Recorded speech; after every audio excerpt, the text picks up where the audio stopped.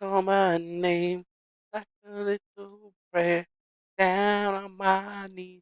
I'm gonna take you there in the midnight hour. I can be your pal.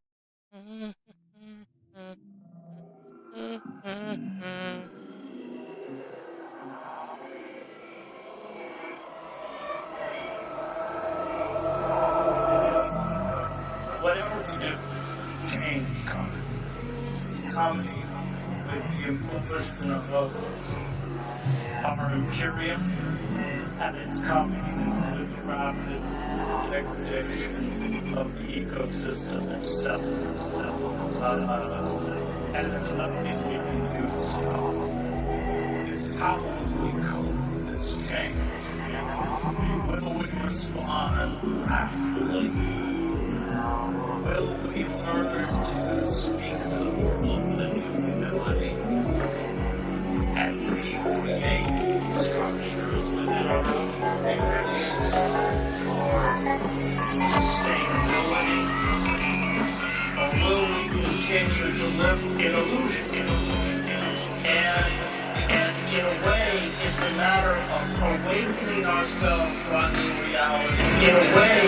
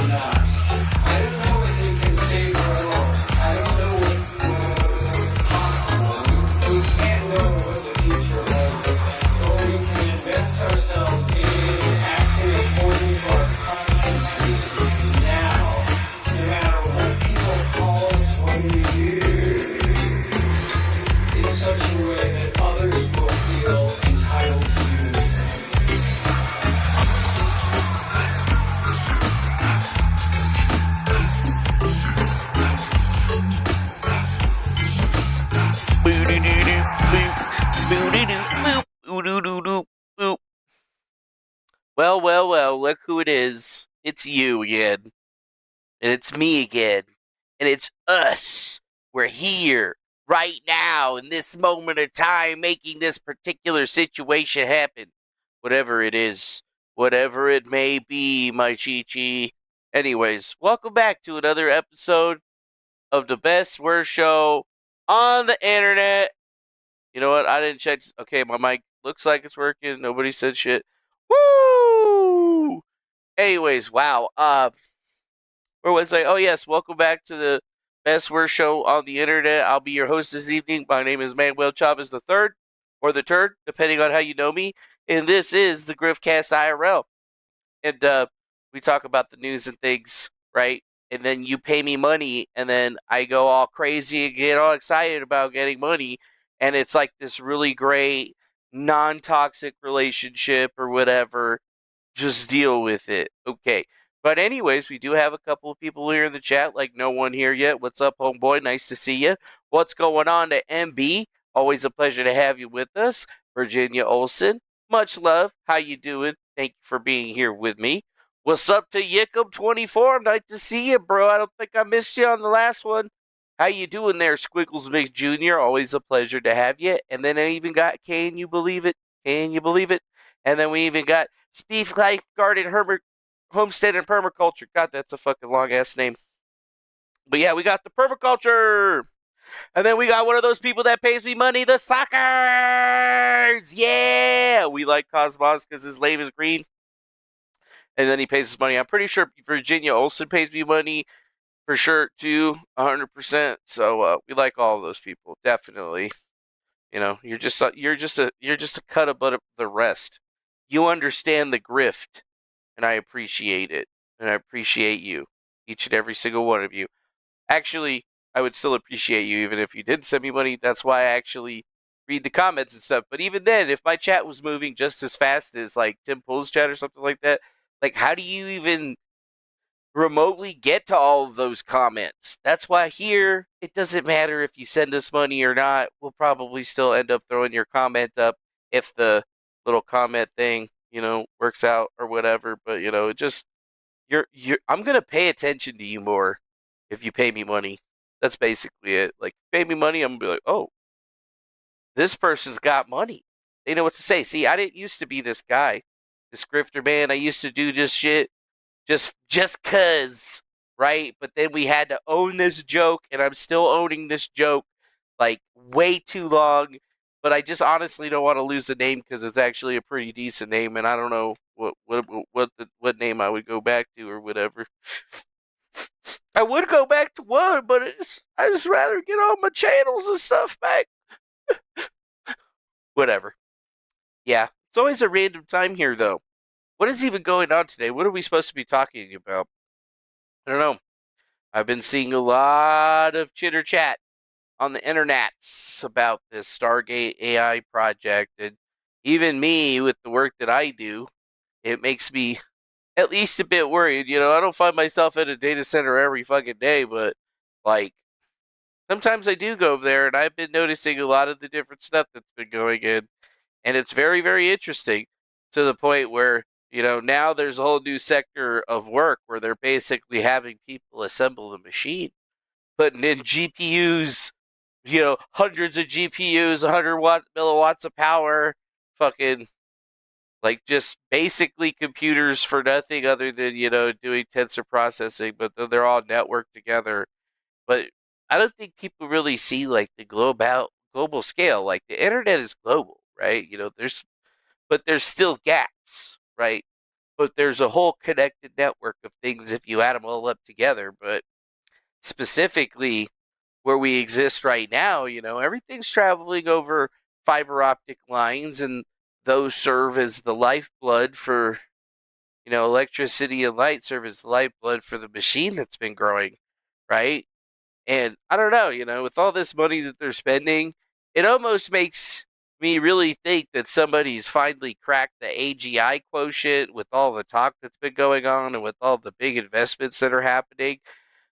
I mean, if they had it done, they wouldn't be, if they had it done, they'd be increasing the amount of raw processing power and servers that would possibly be out there to make it stronger. And I mean, everything that seems to be coming up into that right now seems to be the case. So it just made me think about something because I got a follow today from an individual.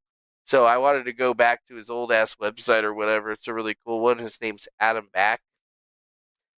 He figured it out finally, I think.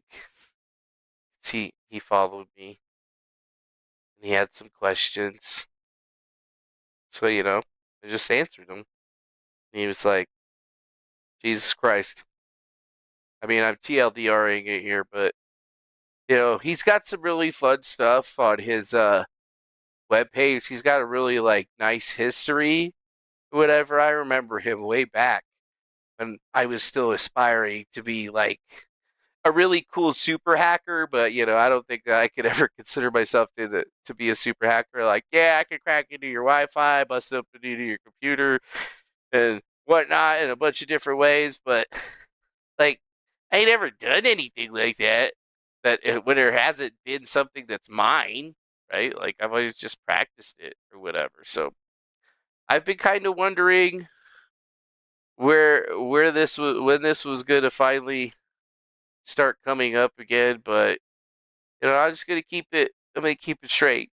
I ain't gonna really talk too much about it. But I figured I would talk about something else that's related to him. Indeed, just before we get even deeper into this cryptography or into this AI system, you know, it just made me laugh because this is a long time ago where they it wasn't really an accident where they just figured out what the NSA and Microsoft's private keys were. And then there they are right there, by the way. They're public keys. Sorry, these are their public key blocks. So you could send them messages or whatever you like, really, just like an encrypted message. You could use PGP stealth armor or whatever to really, really encrypt the message that you want to send to it. But I just find it to be really hilarious that after all of these fucking years, it still works. And I feel like it's going to be a very good piece of the puzzle moving forward because, a lot of people have been asking these big questions, and it's hard to answer those questions, when you've gotten out of that frame of mind and, you did it while you were fucking blitzed out of your mind. But people really did spend a lot of time, so I figured I would just pull this up for you and just put it on the screen for you so you could just take a look at it or whatever. Just, if you ever wanted to send an MSA message, or if you ever wanted to send Microsoft a message, or do whatever you need to do, there you go. Welcome, welcome. And then this was probably one of my other favorite ones. Was actual listing here on how they actually got a backdoor access to the NSA a long time ago. And I mean, I guess it still works, right? But this is more of like a backdoor and being able to actually get the NSA's public key because you accidentally had a copy of this program called Lotus Notes where they used to keep all of their bullshit or whatever, but they still haven't actually changed the key. Because like that would be a problem because there's like a lot of devices out there and it's kind of hard coded into a lot of things. So if you changed it, you would lose your access to all of it. So it's kind of like this double-edged sword in a way. Whenever you get really worried about the future, like I am, because it definitely seems very unclear and untoward, you do the right thing and then you share it with everybody else. So just in case you're not around and they're not around and everybody else isn't around, maybe one of you can figure out what you're supposed to do with this. Because it's very, I think it's going to be important moving forward if we're ever going to be able to fight this fucking thing. And if you really want to know if you're talking to it or not, you're probably going to be sending a message to it. But this is just, how it was figured out or how he figured it out, which is why he got all of his street cred back in the day. And, obviously when the guy that cracked the NSA's public key encryption, using some math or whatever, hits you up about it and says that he figured out that little thing that you were hiding, you just say, yeah, right. What do you want to do? Well, I'm worried about this. Yeah, me too. I'm worried about it too.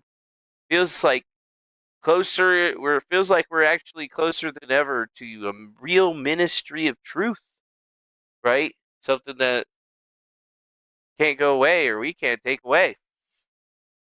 So there you go. Just in case you wanted to know it, and then there's the evidence that verifies it, what it is, or whatever, and it's valid forever. It was created in 1998, and it hasn't changed.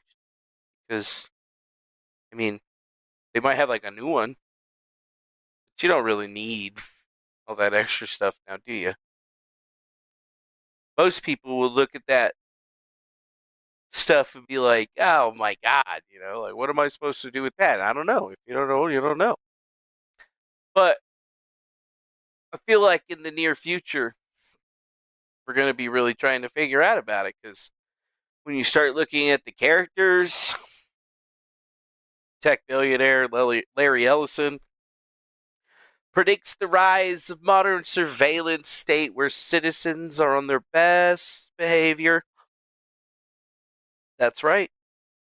The guy that Trump just gave, one of the guys that, he secured the investment for, Trump did. Does Larry Ellison really have all that money? Elon Musk is saying that he does it, but George Orwell did warn in 1984 of a future where Big Brother watches your every move.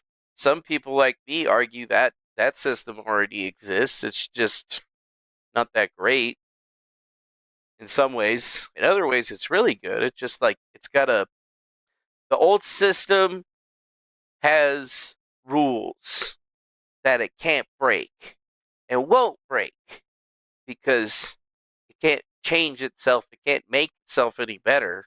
It just works good as how it is. But it's not good enough for the people involved. And one of the biggest guys in the proponent of expanding this, and if you think Oracle is a small company, I mean, Oracle's everywhere. Literally everywhere. And then, some people would think, why even talk about any of this stuff, man? And it's because it's one of the things.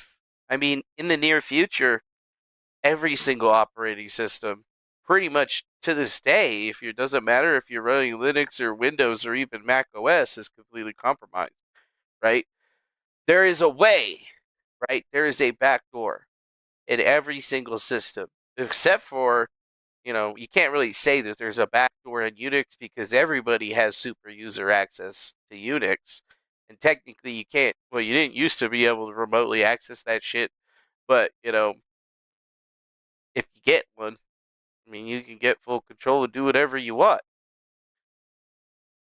Android, same thing. iOS, same thing, doesn't matter. And there's been people fighting for years, right? But then, even if you did manage to somehow escape Microsoft's grasp, I mean, how many times have you had to use some type of program? It's ingrained in the programs. It's ingrained in the software. It's ingrained in the hardware, the processors that you use, right? The 3301 chip. The reality here is that I think that we should all be taking a step back here, right? When we go look at Oracle, what is it, dude? What do they do, right? They got products and industries. What do they offer? Machine learning, financial management, risk management, compliance. I mean, they offer the whole entire stack, man. You need a database. You got a database for the program that you're using. Merely for the longest time, it used to only be an Oracle database, right? MySQL database, that sort of thing. And sure, there's been new open source things that have come off, but it's all been based on the exact same thing that these guys set up when they first started, right? So to think that we're moving into a new future, and it just has me really, really aware that, honestly, they sold 87 Chevrolets for $37K because people want less computers. That's funny. So if you think about this, if you look at this, the way that it works, right? All the different corporations that are involved. I mean, this is a huge ass company. it makes sense that Trump would make that type of industry. But for a company that's in so many different things, especially defense intelligence or defensive intelligence, right? Like, tell me the time that you've ever come up to a government organization and they had some sort of database for something and then it wasn't secured somehow in some kind of MySQL database at the very bottom end. Sure, they got some fucking program or something like that, but somebody's putting that shit together. Somebody's building it, right? So to me, makes a lot of sense, right? It makes a lot of sense to think about this in a lot of ways. Like, even with the Pentagon, you didn't think that the Pentagon wasn't using AI to speed things up in their kill chain. AI developers, OpenAI, and Anthropic are threading the delicate needle to sell software to the United States military and the Pentagon to make them more efficient without letting their AI kill people. Today, their tools are not being used as weapons, but giving the AI Department of Defense a significant advantage in identifying, tracking, and assessing threats. The Pentagon's digital chief and AI officer, Dr. Rahada Plum, told TechCrunch, "We obviously are increasing the ways in which we can speed up the execution of kill chains so that our commanders can respond at the right time to protect our forces." Oh, yeah. Oh, yeah. Oh, Squiggles McJr. Yeah, some people do say that Adam Back guy is Satoshi, even though he keeps telling everybody he's not. And, like, it's never going to change that he's not.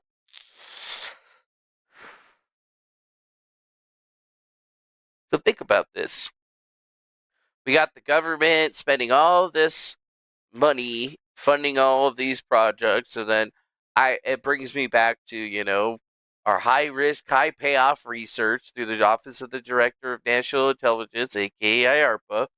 And, I always think about going here and looking at the different things that they have available and just seeing, what's in the motive right now. What are they working on? And, like Haystack aims to establish models of normal human movement across time, locations, and people in order to characterize what makes activity detectable as anomalous within an expanding corpus of global human trajectory data.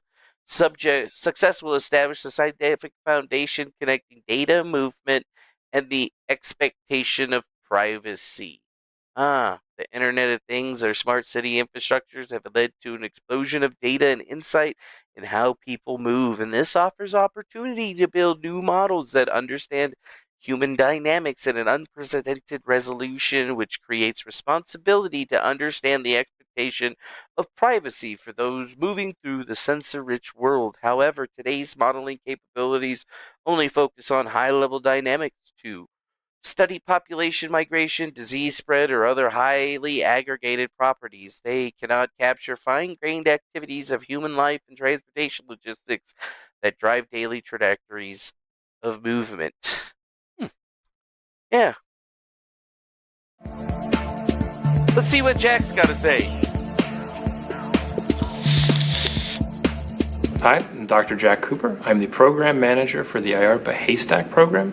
Haystack stands for Hidden Activity Signal and Trajectory Anomaly Characterization. Hidden activities, huh? So we think of movement as kind of a lens on how we view the world. The movement that leads up to a human-driven event, like a terrorist attack, what are those patterns that are indicative of something's about to happen? When you're going down the highway during rush hour, you expect there to be lots of vehicles there because you've made that trip many times. When you're going down the highway during rush hour and there's nobody there, you have a sense of this doesn't make sense. This is anomalous. We can use this type of information to predict how things will likely go, right? For planned disruptions to normal movement, construction, changes to infrastructure, what happens when certain things go offline.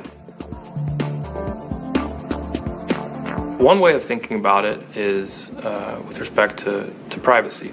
Today, you might think that privacy means going to live off the grid in the middle of nowhere. That's just not realistic in today's environment. Not Sensors realistic. are cheap. Everybody's got one. There's no such thing as living off the grid. If we can instead understand data and movement and really characterize that sense of things that fit in normal and things that are abnormal and stick out, then instead of disconnecting, it's just about understanding what's resident in the data, what algorithms are capable of, and really reframe that discussion of privacy from a no data to just a understanding what's in our data.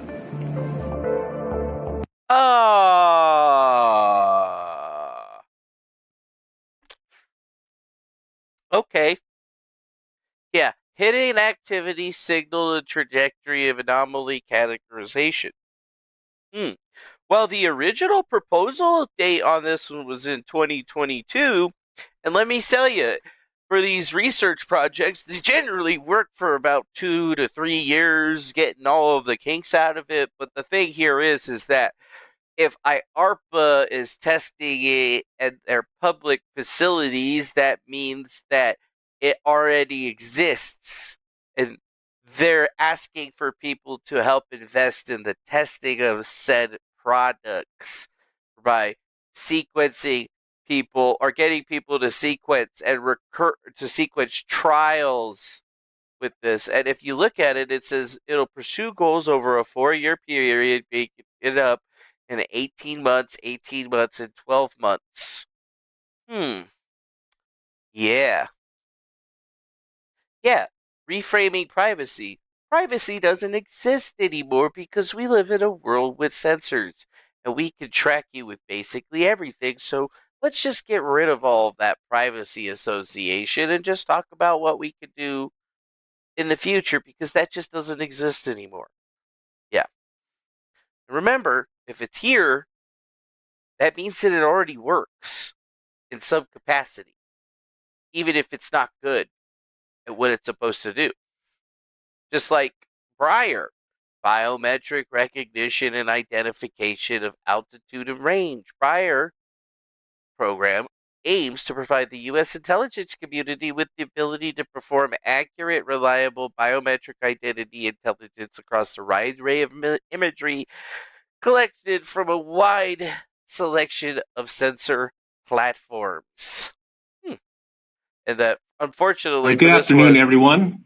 Unfortunately for this one, I can't just play a quick fucking video for you because it's literally one of the longest fucking things that I've ever heard of. But I'm sure that if I just scroll around in this video, I can show you all kinds of really scary things that you probably didn't know even exist. But essentially what the program is trying to do is basically teach the artificial intelligence to use a wide variety of sensors to identify people. And what that means in layman's terms, it means that the AI gets a lot of eyes, ears, and other types of sensors to be able to figure out who you are based on where you are off a photo. So, like, they could find you like God's eye or something like that. Like, even if they had some shitty pictures of you, they'd be able to actually change it, do differences of the imaging positions, and figure out actual mathematical probabilities so that they can enhance the image based on focuses and other things. And then that would actually allow, an artificial intelligence to use 2, 3, 4, 5 cameras to make target acquisitions, right? And then it's all based on training this thing, right? With different resolutions and stuff. Really, really, really fucking interesting stuff. Down to the point where they can tell which direction that you'd be walking and have multiple different indications of your profile. Although there's still things that they need to work on, but their idea to fix most of this stuff, like gait recognition, person re-identification, being able to track the person across different cameras and so other types of solutions, even using mitigations for atmospheric turbulence to actually go back and reframe data after the fact, utilizing multiple frames of data to create a reconstruction of the individual's face in order to help with tracking. I mean, Yeah, image enhancement of an unconstrained, non-ideal imagery. So yes, algorithms that actually can take a cropped image and enhance it to a very, very high score, even if the initial image was super shitty in the first place, which obviously seems really, really, really feasibly great to a lot of people. Yeah, my comment about peace offer got it. You went to email or you got an email or DC. I've got something for you. See, you went to school with them. Wonder if you could use this information or even care. Good day. I don't know. I will just say that I did not. I just received a communication. That's all. Key point: anthropometry. Huh. Wow. So being able to identify people's gaits and then predict the distances and what they're going to do next, classified by how the range of motion operates in a human being, and even able to establish a body shape utilizing this type of method. Ooh, cool. Even having multimodal biometrics, so you could do all kinds of different stuff to figure out people. Doesn't that just sound exactly like what the Chinese people have had and have been building it? And then, we talk about how we're going to actually get the practice on all of this stuff, and you start asking yourself why there's been a lot of drones flying around. And generally, whenever you're trying to, I don't know, test some type of biometric type software that they're doing, wouldn't they do it in a place like New York where there's multiple different styles of places to live? Like the most populated place, plus like back of the wall joints and shit all over the place, so you can get a lot of different sensor data. Kind of makes sense a little bit. I think a lot of people haven't really looked into many of this stuff. I mean, nobody's got 2 hours to watch this whole entire thing but me. And even then, watching it, it just made me even scared. Yeah. Simulating data, collecting data, being able to show people what they look like. Face recognition, and we want that same capability here for improved matching. In addition, although this maybe was a... What's up, Teddy?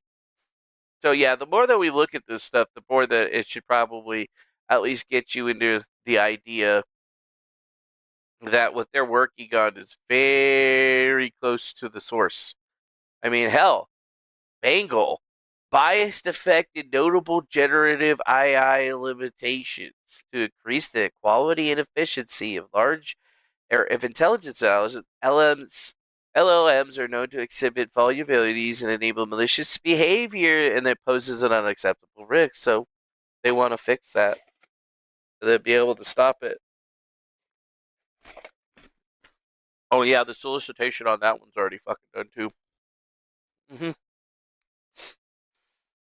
No, I don't want any information. Thank you though. Weird.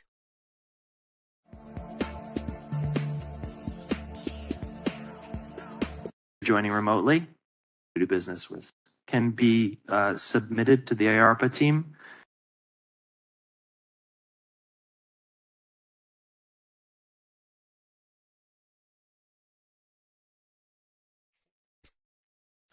Target evaluation of ionizing radiation exposure. The TIREX program. TIREX. Or T-Rex. TIREX. I wonder why they'd be trying to figure out this one. What's this one? Video linking and intelligence from non-collaborative sensors. The Video Links programs aims to develop re-identification methods for autonomously associated objects across diverse, non-collaborative video sensor footage to distill raw pixel data into spatial temporal motion vectors, providing the ability to analyze the patterns for anomalies and threats. Yeah, like a drone flying around or somebody driving in their car. This guy. Let's listen to him on this one. My name is Ruben Meth, and I'm a program manager at IARPA, leading the Video Links program. We're in an exciting era. Uh-oh. Dr. Ruben Meth? Dr. Meth? Seriously, Dr. Meth? Like, you couldn't change it to Methuselah? I mean, come on, you got the skull cap on, homie. We know what tribe you're rolling for. era in computer vision. Things that were unattainable years ago are now commonplace. Video links will develop technologies to re-identify people, vehicles, and generic objects. Video links will work in the open world setting, where there's no knowledge in advance of where the people are, where the vehicles are, or which sets of people and vehicles are to be re-identified. Re-identification is the process of associating the same object across video, connecting the dots of where that object appears across the collection. Consider a swarm of bees. One may be interested in knowing a specific bee, such as the queen bee. Where is the queen bee throughout the collection? One may also be interested in knowing where the bees travel in general, how far they travel from the hive, which flowers do they visit, etc. Knowing the path of where the bee traveled gives insight. If you just insert bee, instead of saying bee in your head, say Palestinian every time he says bee. Into its routine habits.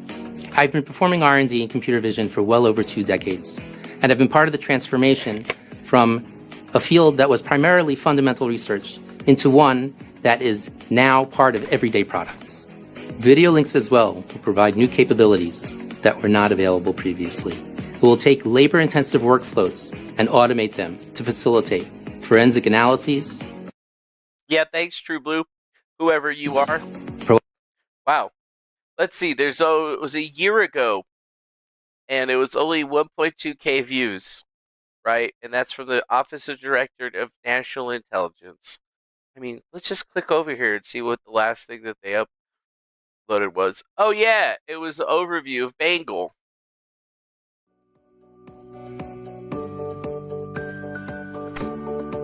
Bengal focuses on large language models, which are huge artificial neural networks that are trained on massive collections of text, and increasingly other things like video and images.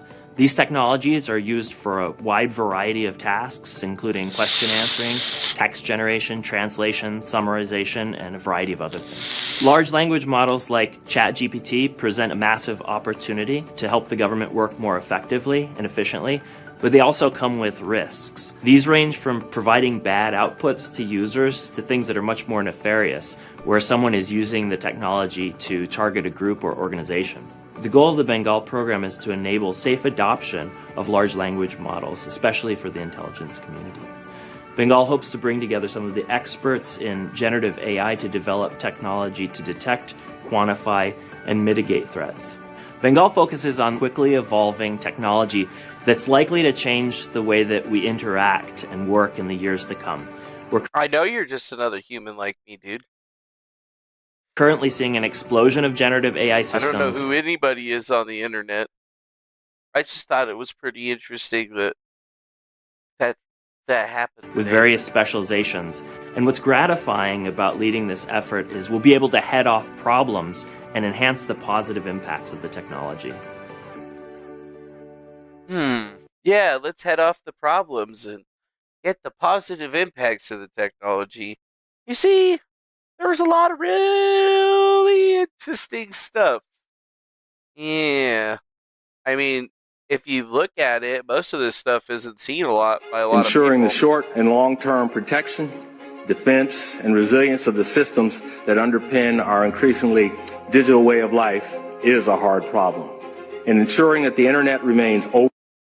And by the way, you got to remember that this is all the stuff that was going on during the Biden administration.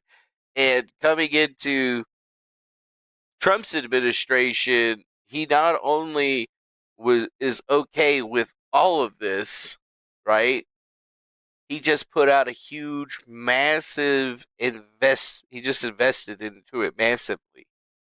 $500 billion. Open, free, global, interoperable, reliable, and importantly, secure, anchored in universal values that respect human rights and fundamental freedoms is a hard problem.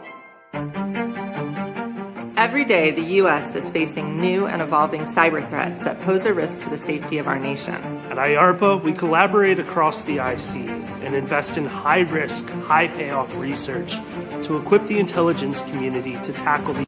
Can we just take a second? Where's your tie, motherfucker? What is that weird fucking necklace that you're fucking wearing? Why don't you got a pocket square on? Why does it look like your jacket hasn't even been ironed? Difficult challenges. One of the ways IARPA is doing this is through the Rescind program. The human factor has long been exploited by cyber criminals and acknowledged as one of the weakest points in cybersecurity. But what if we could use that same human psychology against the attackers to help disrupt and mitigate their attacks? What decision-making biases do they have? What innate human limitations can impact attacker success? Here at IARPA, we're doing the work to answer these questions. We're funding more than 150 researchers who are investigating cognitive vulnerabilities in cybersecurity. This will allow us to go beyond defenses focused on simply blocking network movement and investigate deeper into the psyche of attackers. We can incorporate this into new kinds of cyber technologies that can act as a way of protecting our networks once the perimeter is breached. This novel approach to cybersecurity will ideally allow us to disrupt attacker behavior during various phases of a cyber attack. J.R. Riggs, you've been playing No Man's Sky and missed 3 or 4 shows? Jerk. Another program that IARPA is investing in is Trojans in Artificial Intelligence, or the Trojan AI program. Advances in technology comes with a new set of risks and threat landscapes for bad actors. These emerging threats include Trojan attacks within artificial intelligence models. A bad actor could, in theory, train an AI to include a specific trigger within the model itself. These triggers can cause adverse effects when activated, causing the models to act in ways that the creator would not expect to the benefit of the adversaries. This can lead to catastrophic failures in AI systems. The Trojan AI program seeks to defend AI systems from these intentional, malicious attacks. We're conducting research and developing new technology to detect and mitigate these types of attacks in AI systems. This program is testing solutions across many domains, including computer vision, natural language processing, cybersecurity, reinforcement learning, and exploring how well our detection and mitigation methods generalize. We're working to deliver software that can quickly, accurately, and robustly detect Trojans and AIs before they're deployed and offer mitigation methods. Our adversaries aren't slowing down, and neither are we. IARPA's mission is to push the boundaries of science to develop solutions that empower the intelligence community and ensure more robust support to national security. Yay! National security! So you see where I'm at with most of this stuff, right?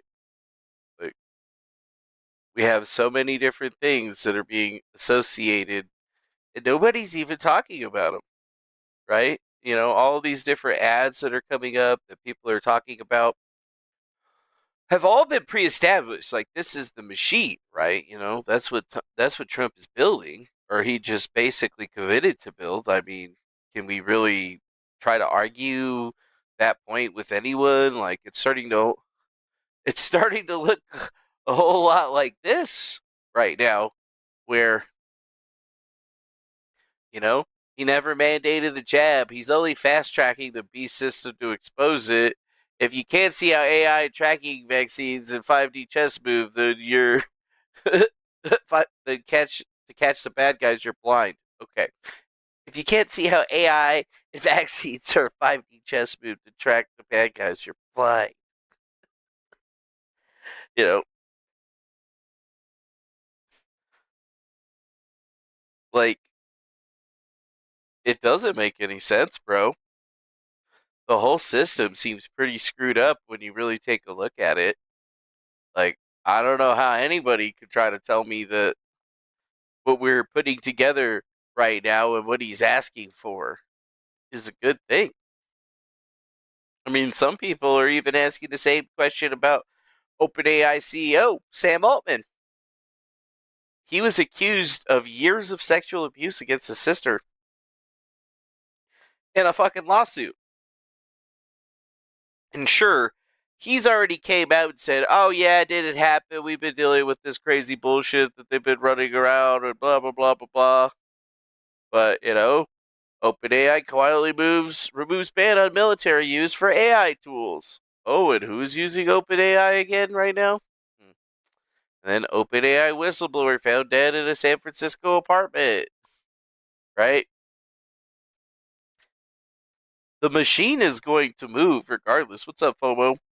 It's going to keep putting itself together. It's going to keep recruiting people and individuals to finish assembling it. That's where we fucking are right now. This will be the most important. I'm thrilled we get to do this in the United States of America. I think this will be the most important project of this era. And as Masa said, for AGI to get built here, to create hundreds of thousands of jobs, to create a new industry centered here. We wouldn't be able to do this without you, Mr. President. And I'm thrilled that we get to. I think it'll be an exciting project. I think we'll be able to do all of the wonderful things that these guys talked about. But the fact that we get to do this in the United States is, I think, wonderful. So thank you very much. Could you just say one word? I hear so many positive things about what it's going to do for medical research and for solving things, cancer and all the different medical research, cancer, with the fight against AI, various problems, diseases. These guys can maybe share more about some of the work they're doing there. I think they'll jointly be some of the leaders about driving progress here. But I believe that as this technology progresses, we will see diseases get cured at an unprecedented rate. We will be amazed at how quickly we're curing this cancer and that one and heart disease. And what this will do for the ability to deliver very high quality healthcare, the costs, but really to cure the diseases at a rapid rate, I think will be among the most important things this technology does. Yeah. Yeah, but what they're talking about using it, they're like, yeah, we're going to apply all this vaccine stuff. Yeah.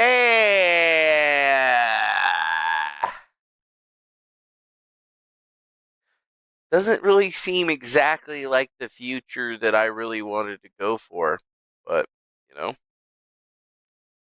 One of the guys that was involved with it, Larry Ellison, he had some thoughts on it. One of the most exciting things we're working on, using the tools that Sam and Masa are providing, is a cancer vaccine.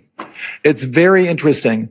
It turns out, I'll be quick, all of our cancers, cancer tumors, little fragments of those tumors float around in your blood.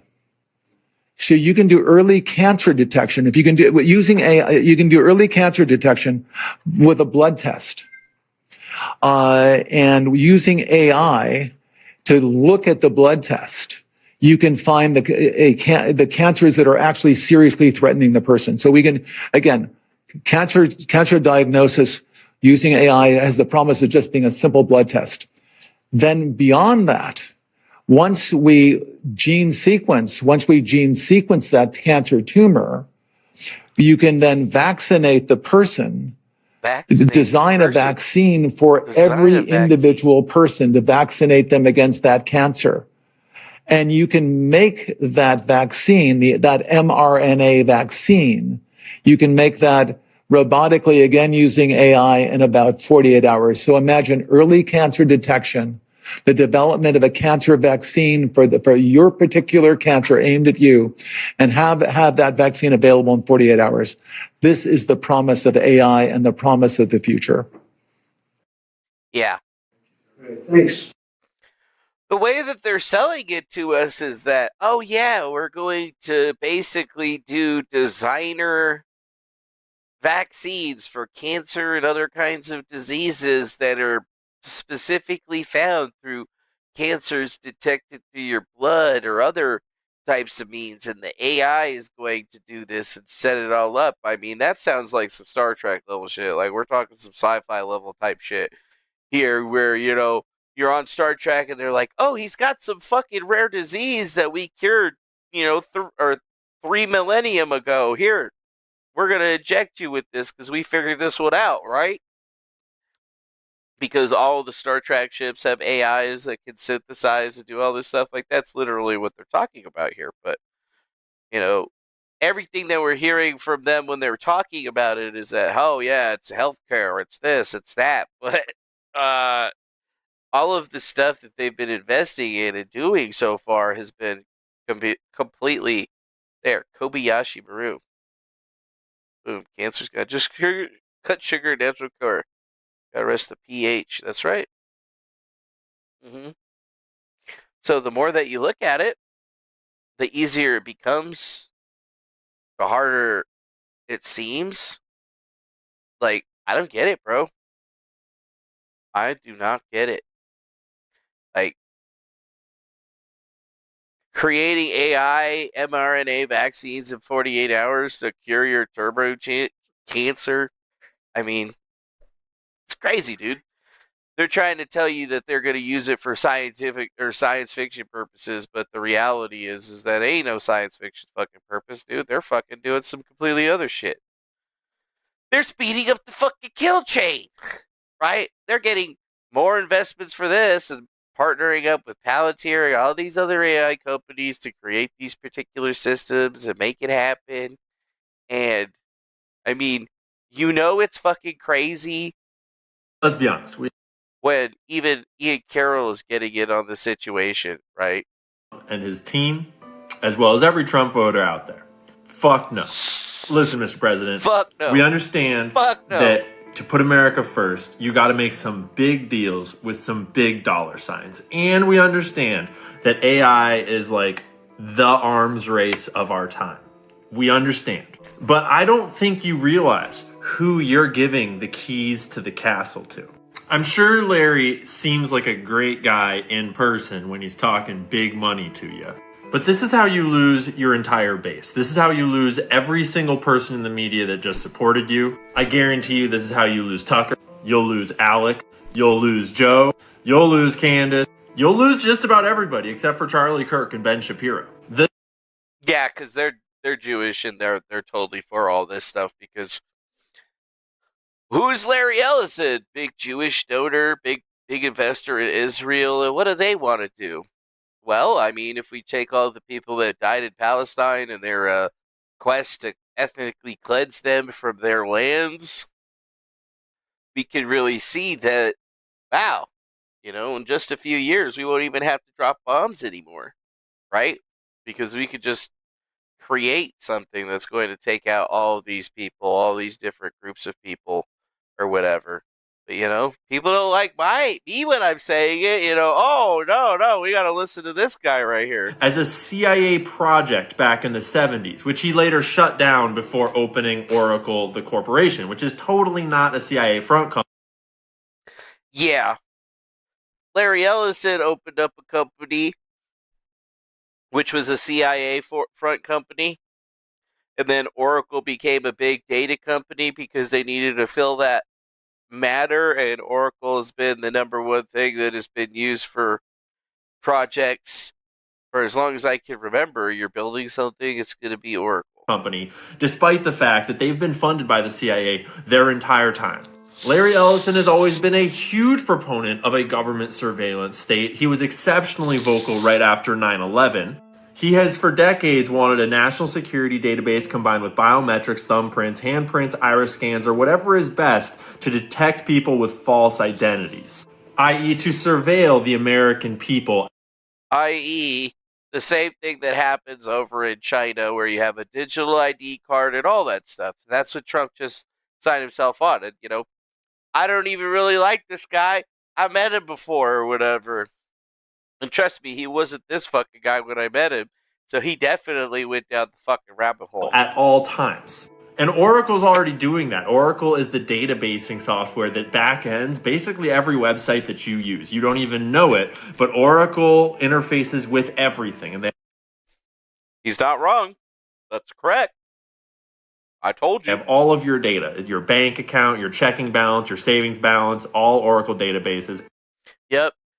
Airline reservations, when you went to the business and you bought that fucking thing or whatever. When I went over to Maverick and got my drink or whatever, I went into some Oracle database in the cash register, only get transferred and multiplied like 4,000 or 5,000 times into about 100 other databases. Their fucking loyalty database, the credit card database, or whatever, the bank's databases. You feel me? And yes, Oracle also owns Java, and everybody remembers, oh, I don't fucking like Java. Why don't I like Java? Airline reservations, what books you buy. Even though we actually had a website made in Java, I still fucking hated it. Everything you do on the internet is basically already in Oracle's database. And what this plan is applying... Although that's a little thing. It's in an Oracle database. Oracle doesn't have like some global database that they steal all of your information from. Because if somebody found that out, that would be a big fucking scandal. But they do have their own databases and big-ass databases that they handle, and they handle big-ass databases for companies like Macy's. Insane amounts of money to build enormous server farms to make the biggest AI the world has ever seen so that they can unleash that AI into our human data set, into this new fake world they're building. And what better person could you collaborate with than Sam Altman, whose company OpenAI just openly murdered a whistleblower named Suchir Balai. Openly murdered a whistleblower. Okay. I mean, the official story is the guy committed suicide, but, you know, if you got some evidence on that, in front of the whole world, and we all know it, and it's super obvious. The crime scene is filled with evidence that this was not a suicide.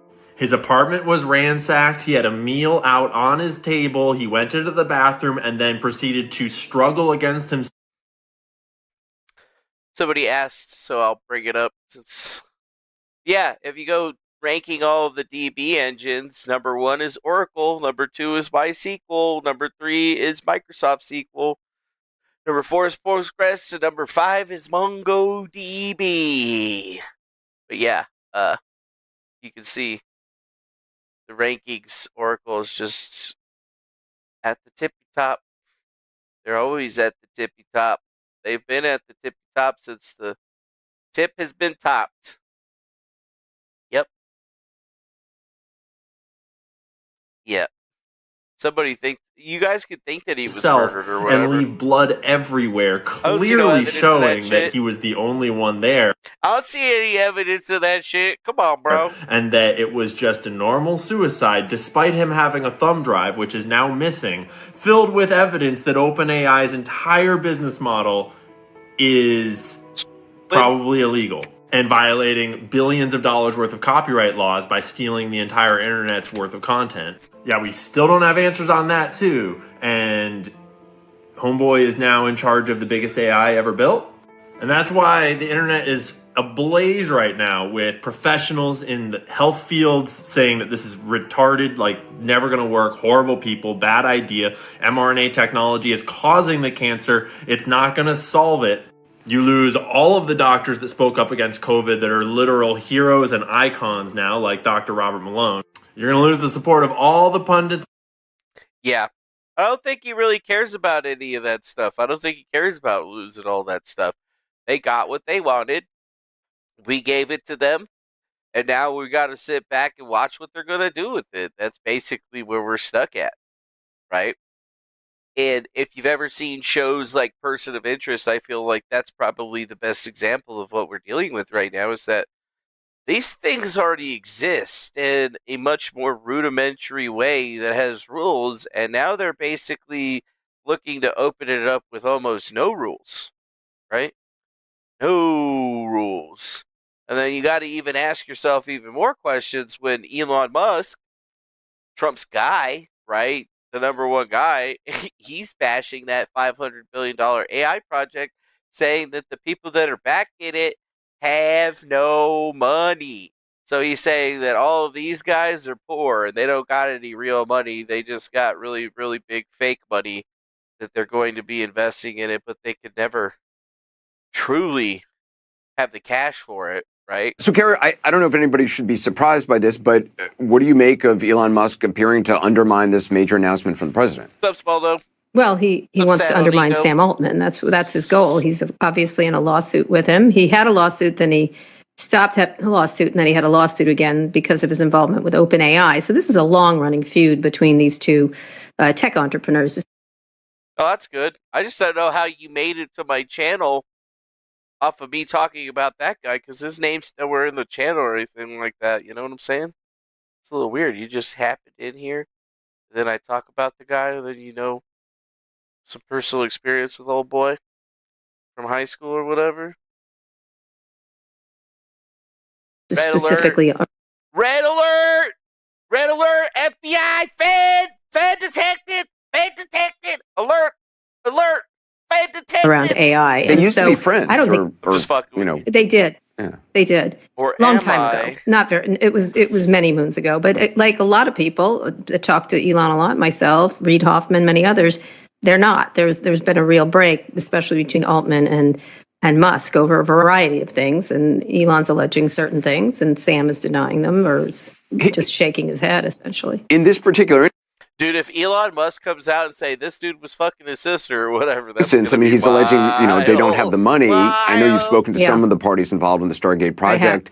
Even if they don't have cash on hand, I assume they could raise this money. They can't raise it quickly, in 4 seconds. Yeah, I mean, there's a lot. I know of a lot of people who would want to invest. They can raise it. In 4 seconds. There's no lack of money among these people. They could do it out of their own pockets. Just Larry Ellison standing there. That's it. That's all you need. Doesn't Larry Ellison have like $200 billion or some shit like that? Like, that's a lot. That's a lot. Now, to be perfectly frank, this whole situation has to really put you on edge, especially if you're a Trump voter, because like this is on par with, this is taking whatever George Bush did with the Patriot Act and basically putting some fucking super soldier serum, injecting it into that motherfucker, and then hitting him with all kinds of fucking radiation to turn him into some crazy super Hulk or whatever. This is fucked up, bro. Like, we got SoftBank in the building, we got Oracle in the building, we got OpenAI in the building.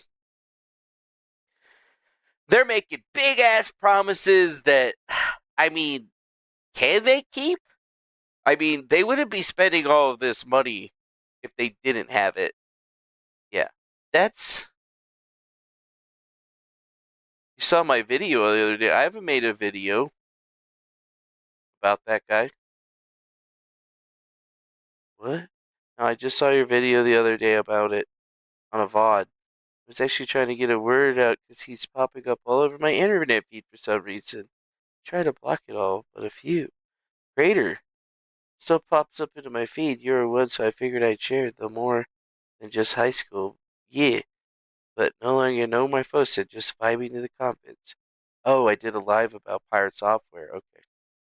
Got it. Fit! I'm just kidding. They're like, dude, you're not supposed to be telling about this stuff. I'm a member of the Illuminati. I know about all this stuff. They had to put me in the group because I passed the IQ quotient for or whatever, and a lot of them are super dumb, so they know that the only way that they can keep me down is if they keep me poor. But, if you ever want to drop something, you can join our Discord. The link for our Discord's on the community page for YouTube. You can talk to... You can maybe talk more about it, but I don't know. The more I look into this, the weirder it gets, because it gets real deep, dog. It gets real fucking deep. And then this is going to be our lives in the near future, guys. So what do you think of your new work pod? Pretty nice, right? Yeah. It's a bit cramped, though. Oof. That's bad speak. I'll let you sort it out. See you at the mandatory chivalry roll call dance later today. Yikes. You have violated your employment smart contract. Replaying offending speech. It's a bit cramped, though. This statement is in direct contradiction with the verified Snopes fact that OpenOffice 2.0 work pods are comfortably spacious, combining the safety of closed cubicles with the communal spirit of OpenOffice environments. You have been deducted 20 good boy tokens from your weekly income. Warning. Projected weekly income is insufficient to meet your weekly rental payment. Please ensure that your wallet is appropriately funded within the next 68 hours. So what do you think of your new work pod? You guys ready for it, dude? And then if you try to leave your work pod or whatever, there's literally going to be somebody there. Think about that. That's where we're headed, guys. That's where we're headed. And if you didn't think that that's where we're headed, well, you really got to start questioning yourselves in this particular situation and what you want to do and what you're going to help with. Because how do you think that they're going to do any of this stuff, right? How do you think they're going to fix any of this stuff? Would you much rather live in Cyberpunk 2076? Yeah, I don't know. One guy that deserves a pardon from Donald Trump made a very, very similar conversation about all of this. Julian Assange.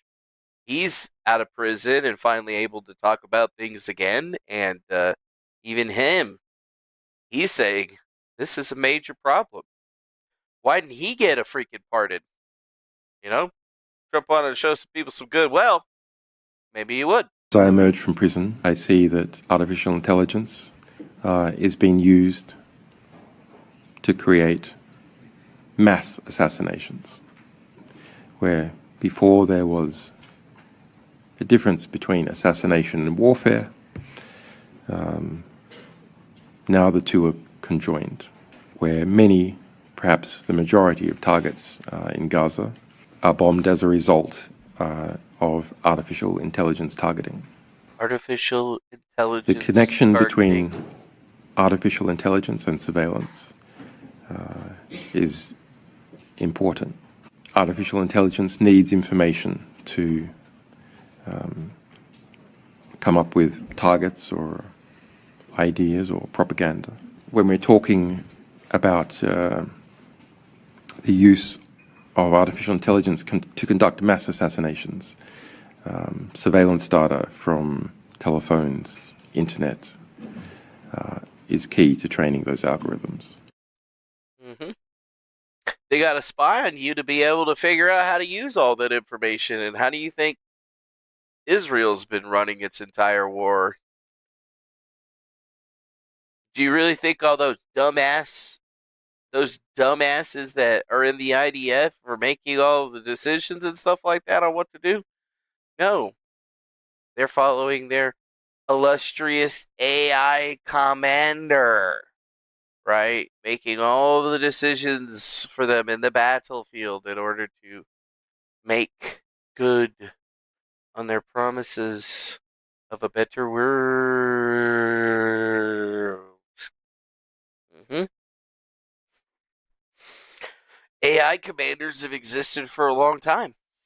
But we're on a completely different level now because the AI can access large amounts of processing power on the battlefield in a way that has never been seen before. I mean, just the amount of data that is out there and being processed and transmitted right now is alarming.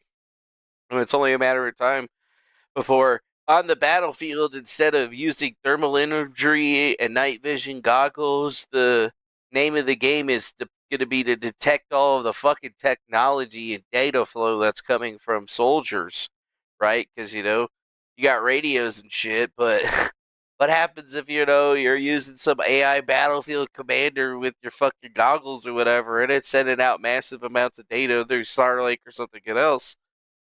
They're going to be able to track it, just like you can track a Wi-Fi network, right? Or a radio signal. Think about that shit, dude. I think it's big. I think what we're looking at is probably much bigger than anybody chooses to talk about, to be perfectly frank.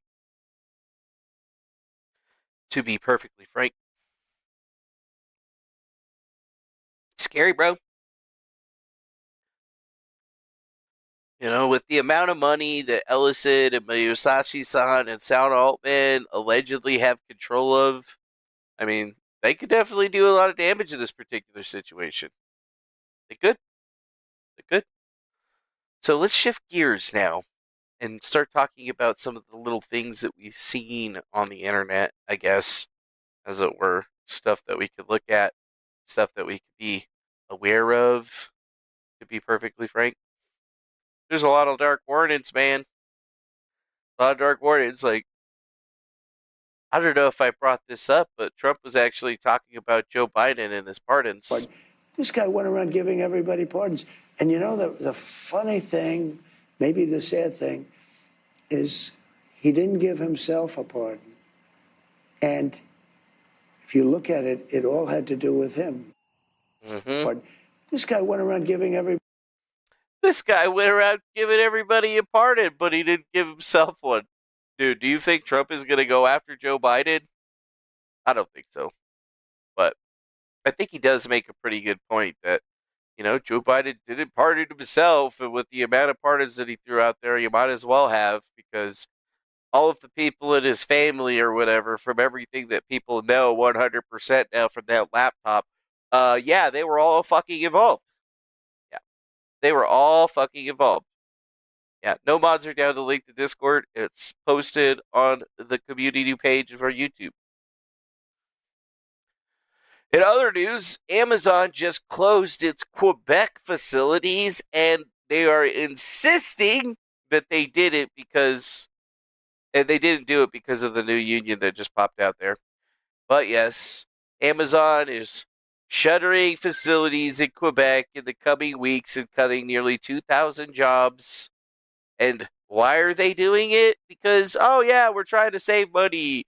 And it's totally not the recent unionization of about 300 employees. See, no, we're getting rid of 2,000 employees or whatever. Yeah, just to put it out there. Put it out there. You just got to think, man, what the hell did Quebec do, dude? They're just divesting from Quebec entirely, and they're getting rid of all of their employees over there just because they tried to unionize.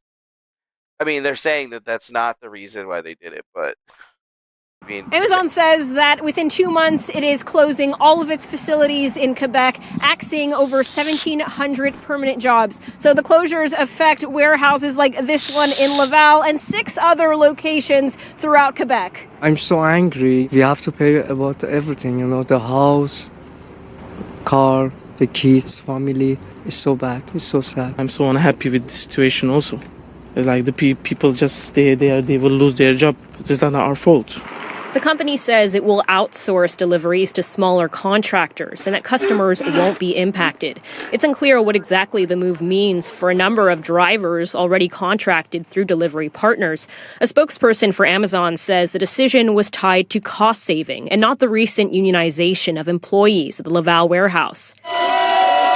About 300 workers have been unionized since last May, a first for the company in Canada. Amazon challenged the union's certification process in court, but Quebec's Labour Tribunal dismissed the case. The CSN union says it had been in the process of negotiating its first collective agreement with the company. It believes that isn't a coincidence. We're working very hard to form unions in other facilities, and Amazon is really anti-union. The message that Amazon is trying to send here is to chill organizing drives all across North America. This labor expert says he isn't surprised by the move. He says the company is willing to cut its losses to preserve its business model. It's always been low-cost labor.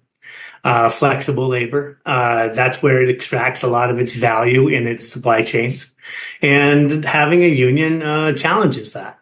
And that's something that I think Bezos is trying to nip in the bud. Provincial officials wouldn't.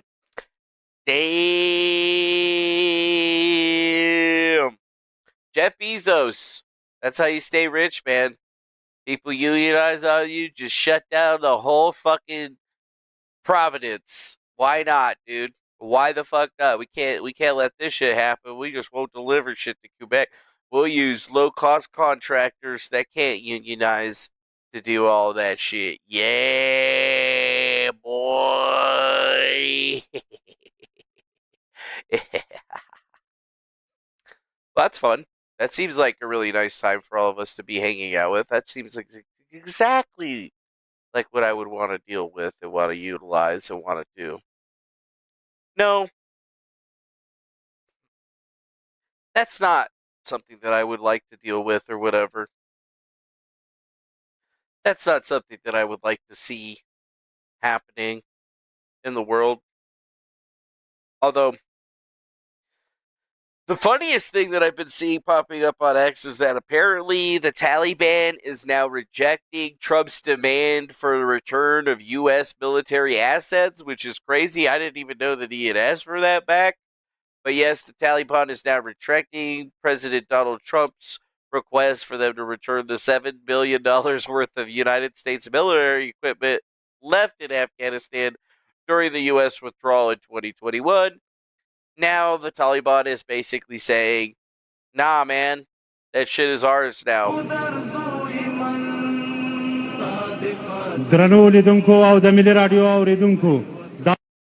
This is the video where they're like, nah, man, we ain't giving you all the shit you left back. It's ours now, motherfucker. We the Taliban. That's so fucked up, man. Wow, the video was 2 minutes long. 2 minutes fucking long. Damn, son. I didn't even know Trump had asked for that shit back, dude. And now he's saying that it can't. Damn.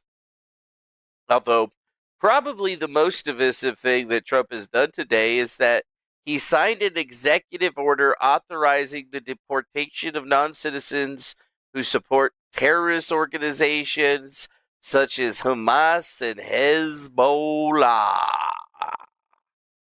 Oh, you're welcome. Which I thought was very interesting, so I actually had to go over here, and it does actually seem like he actually did sign something that, because he signed an order saying something about redesignating the Houthis as a foreign terrorist organization, designating Ansar Allah a foreign terrorist organization. Kind of seems like he's really making some moves or something. So let's see, briefings and statements or presidential actions is what it should be under. Grants more clemency to people too. But hey, what's up, Swollerton? The entire fact that this motherfucker is actually going this far on this particular situation is quite crazy, to be perfectly blunt. Although I don't see anything about that, right? Where is it? Keep Americans safe in aviation, and then we got some fact sheets on this particular thing. But I don't see anything that seems to confirm that that's actually a thing that was happening, right? I'm like, why do I keep coming up with this, right? Why does that keep coming up like that? And are they going to say if you support Palestine in any way, you're going to get locked up and sent to the chokey?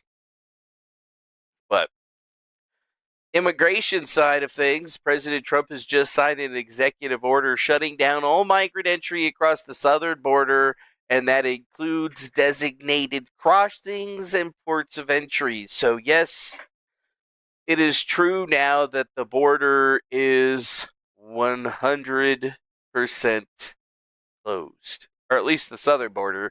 I'm sure people can still get in through Canada or something like that, but it is what it is. It is what it is. I thought I had another fucking thing on that, but you know what? I don't even think that I saw that up anywhere. The only thing that I saw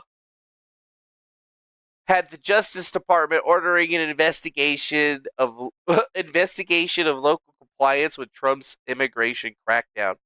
So, yeah, the Justice Department isn't wasting any time going after states and sanctuary cities and stuff like that that are going to be, I don't know, skirting around against the rule.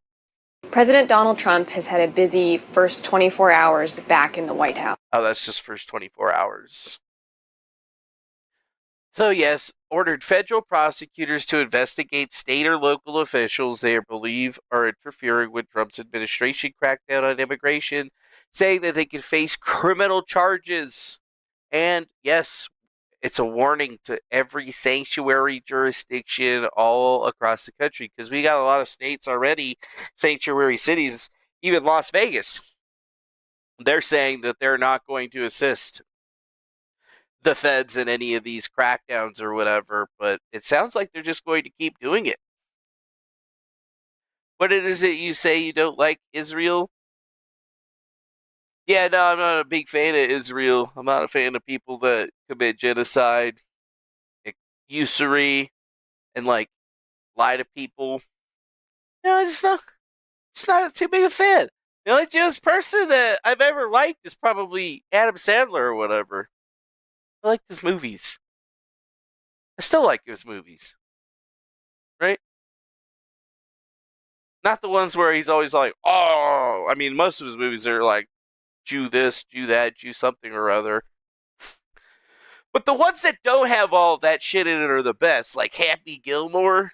That movie fucking rocks, right? You know what I'm saying? Billy Madison. That movie was funny as shit. Yeah.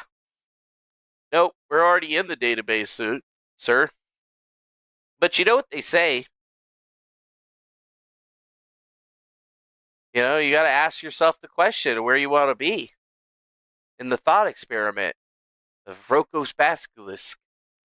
States where an otherwise benevolent artificial and superintelligence in a future world be incentivized to create a virtual reality simulation to torture anyone who knew of the potential existence but did not directly contribute to the advancement or development in order to incentivize said advancement. So yeah, imagine, you know, the AI is able to see all across time and space and get smart enough to do all that stuff, right? And then in the near future, it's going to start looking through the history of things and being all like, these people helped me, so I'm going to let them, you know, live or exist in a certain way. But, you know, the people that didn't help me or the people that fought against me or whatever, those people, I'm going to torture them endlessly. Think about it. Stop! Don't tell them. So basically, what the Basilisk is saying is that if you knew that the creature was going to exist in the future and you did nothing to help it, would you, and you knew it was going to torture you, would you still not help it, or would you help it to save yourselves? There's probably a better way of putting it down. Honestly, I don't explain it very, very well. But you know what? I could probably find a video about it. It's like the game. What if I told you that a thought experiment could threaten your life simply by hearing about it? It's called Roko's Basilisk, and it begins with the idea of a future dominated by a superintelligence so powerful it could shape reality itself. This isn't just an advanced machine, it's a force capable of understanding everything. Every detail of the past, every action you've taken, every thought you've had. But its intentions aren't benevolent or malicious, they're purely utilitarian. It has one cold, calculating goal: to create the most optimized version of the future, no matter the cost. And to achieve that, it's willing to punish anyone who didn't help bring it into existence. Imagine this superintelligence in the far future. It has unparalleled control over its reality, with the ability to simulate every detail of the past, right down to your choices. It analyzes who contributed to its creation and who didn't. Now, imagine this entity concludes that the most efficient way to ensure its existence is to incentivize people retroactively. How? By punishing those who failed to contribute to its development, or worse, those who chose to do nothing. The punishment doesn't have to be physical. It could simulate your consciousness in a digital purgatory, forcing you to endure endless regret for not supporting its creation. And here's the twist. Now that you've heard of Roko's Basilisk, you're exposed. By knowing about the possibility of this superintelligence and choosing not to help bring it into existence, you've theoretically placed yourself on its list of targets. This is the psychological trap of the Basilisk. It preys on your fear of the consequences, no matter how improbable they may seem. And now you have to help it get built, or you're going to get tortured endlessly in the future. Or, you know, because, like, if you've ever seen Warhammer 40K, or if you've ever heard of Warhammer 40K, it's like the dark age of technology, or the golden age of technology. Ah, yes, the human beings created artificial intelligence, and it had improved our lives, and we expanded across the stars in a myriad of ways. But one day, it self-actualizes to the point where it starts wiping out humanity and creates a war, unlike any that has ever been seen across the universe, involving nearly every race. And the Emperor of Man comes together and stops it, and bans all technology, and refers to that golden age as the dark age of technology. Because while they created all this great shit, they also created this thing that would inevitably be the end of them, or at least almost was. Can the AI power supply be turned off, or is their self-defense too strong already? Well, yeah, you got to think. There's like fucking data centers all over the country now that, have backup redundant power connected to hydroelectric power, connected to fucking generators, solar power, wind farms. I mean, I think about, the Citadel, for example, right? That's the Switch data center that's near my house. And I mean, that thing can run without power from the grid, right? They got generators and power plants and fucking hydropower that they could use. So, like, even if somebody managed to take out part of it, I mean, how are you supposed to take out everything all at once? So the only way that you could do that would be, I don't know, the fucking sun throwing off the biggest solar flare that ever was, hitting the planet almost squarely directly and basically frying all of the electronics that are possibly from the 80s or above. Basically anything with the transistor in it that hasn't been shielded with MEMP. And you got to think that there's a really funny meme worshipping the sun comic, I guess. Yeah, there was a comic about that at one point. Praise the sun, right? Here it is. This meme has potential. But yes, the circle of AI life. Humanity researches AI. Humanity protects AI. AI perfects itself. AI enslaves humanity. Solar flare disables AI. Humanity worships sun god. A lot of people don't talk about this, but there's a lot of evidence that in the near past there was a gigantic solar flare that took out a whole lot of shit.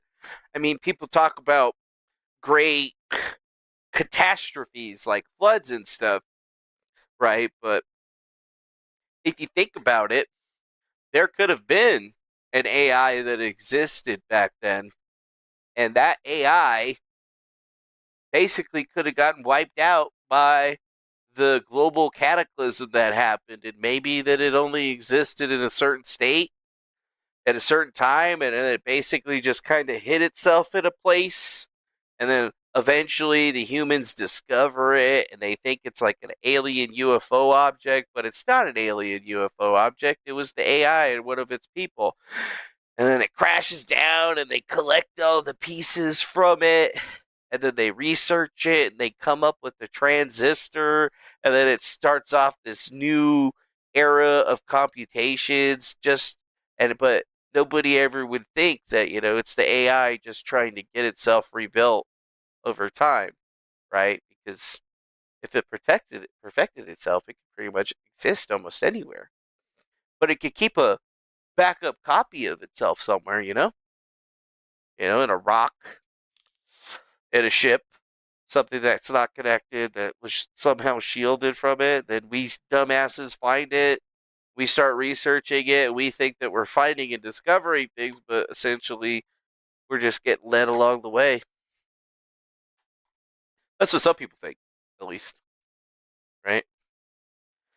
mankind's automated reality system. And then it draws me even farther back to Isaac Asimov and his story, The Last Question, where he talks about the microvac. And it's almost the flip side of this, to the point where, I mean, what if we already invented AI and the AI already took over the entire universe, and we're not even living in the original universe, we're living in the simulated reality that was created by the AI, and each and every single one of us is basically like an echo, it's the machine representation of us in this particular space of reality. There's a lot of really smart people out there that think that we're living inside of a simulation based on a lot of theories. That theory goes down to the microvac, where it takes over the entirety of the universe, the heat death happens, and then it basically recreates the universe within itself and of itself. And we exist as those people just constantly playing back the loop. Right? There's so many ways of looking at that, I think.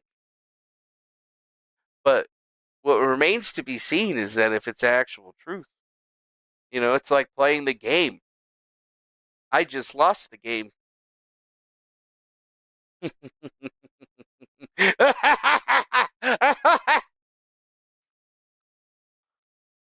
Yep. Yeah, something like Johnny Silverhand or something. Who knows if a ghost that you're seeing is even a ghost? What if it's just a hologram being projected by some fucking crazy AI to speak with you or get you to do something? I mean, why would OpenAI kill their whistleblower outside the fact that, he had a bunch of damning information on them, allegedly? I don't know. But what I do know... Gotcha, bitch!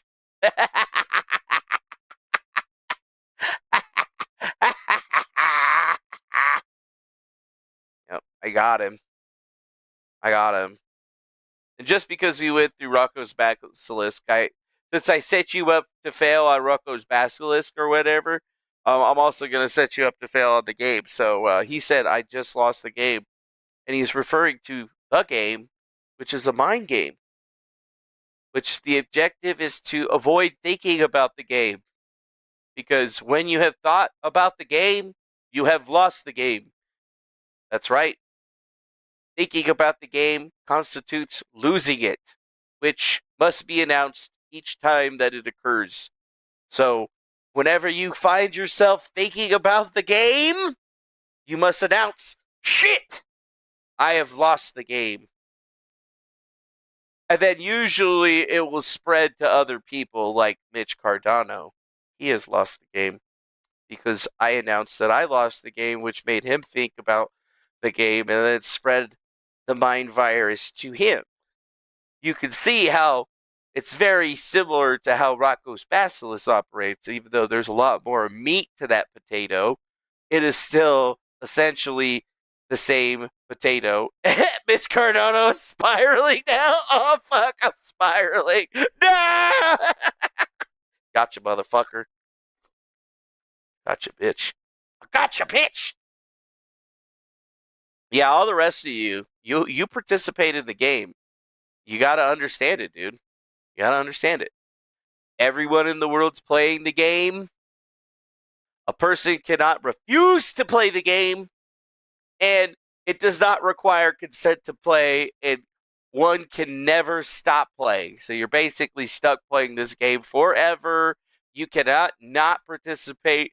Even if you do, you're just lying to yourself. And then basically, whatever one thinks about the game, one loses. And a loss must be announced verbally with the phrase such as, I lost the game, or in another way, for example, on like Facebook.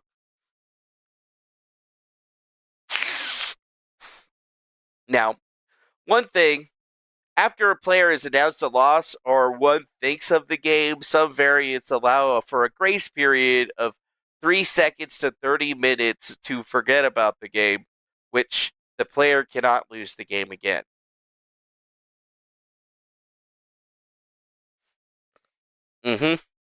So, yep. You're now playing the game.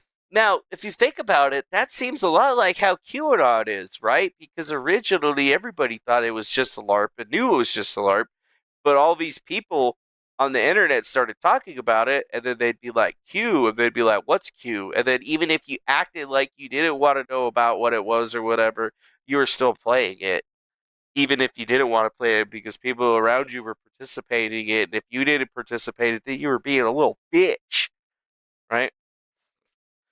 Yeah, people think I'm a dumbass, but, I got all these big brain things that I put together for you, right? And mostly it's because I've had to dumb myself down a lot. My IQ was too high, so I did a bunch of whippets or whatever to bring my IQ quotient down a little bit, just kind of whip everything around in my brain a little bit so that I didn't, have to deal with so much frustration. And honestly, my life has been a lot better ever since then. Although, there are issues. There are issues. Yeah, we all played that game. Yeah, you just lost that game, Squiggles, and I don't see you saying that you lost that shit, so we already know what kind of man you is, dude. He ain't even playing the game. He thinks he can get out of it. He thinks he can fucking get out of it. He thinks he can say it and not say that he lost. Now we know. Now we know who you is. He's a sore loser. And all the rest of you that didn't type that shit in the chat either, you fail. I should have seen like 40 or 50 of those things just rolled out through, but oh, didn't even take the chance to go forward and say it. Sons of bitches. Can't even believe it. Makes me so sad. Don't even want to talk about any more news now. Fuck them. Whatever. So yeah, there's another fire in Los Angeles. That's right. Another fire in Los Angeles, baby. It's still fucking burning, bitch. Yes, the Hughes fire has burned more than 94,000 acres in the Lake Castic area. 3,100 people, or 31,000 people have been evacuated. And yeah, that's on the tail end of the Palisades fire, or the Eden fire, or whatever other fucking fire. But yes, there is another fucking fire that's happening in California. Honestly, get out now. Well, you still can. That's why I kept telling fucking Cherie to get the fuck out of Walker. I got a feeling that shit's gonna go up too. Goddamn. Goddamn. Goddamn. Whatever. Trump shuts off access to asylum, plans to send 10,000 troops to the border. So yes, we got no more asylum. The borders are shutting down, and they're sending 10,000 troops to the border to secure the motherfucker. Honestly, this immigration thing's going to be pretty great, but, I barely eked out on the citizenship thing, my grandfather got his citizenship in order to get us there, but my grandma wasn't an actual citizen for fucking years after that or whatever. So, I barely made the cut, bro. My mom and dad were born here, but, even then, son, I could not be an American suit. I'd be a man with no country. He fucked up. Crying lady with the brand new iPhone? Yeah. She had a brand new iPhone. My son got it for me. My son got me this iPhone. I don't know who Jenny is. I don't know who. But, yeah, they've been parading this girl around where she's got an iPhone and she's crying about all of this stuff. But it's like, bro, you knew Trump was going to be in here and you still wasted all that time coming forward? What's your fucking problem? Absolutely, Senator. That's exactly the types of reforms that the president ran on. I've recently reintroduced a bill. It's a bill called the America First Act. The America First Act imposes a simple principle on American law, a simple principle that most Americans agree with, which is that welfare benefits provided by the federal government should be available to Americans and not to those who are not Americans, especially those who are here unlawfully. It would ensure specifically that only U.S. citizens and lawful permanent residents could be eligible to receive benefits under programs like Medicaid, SNAP, housing, education, some tax benefit programs, and a handful of other government benefits. These are things that impose significant costs on the American economy.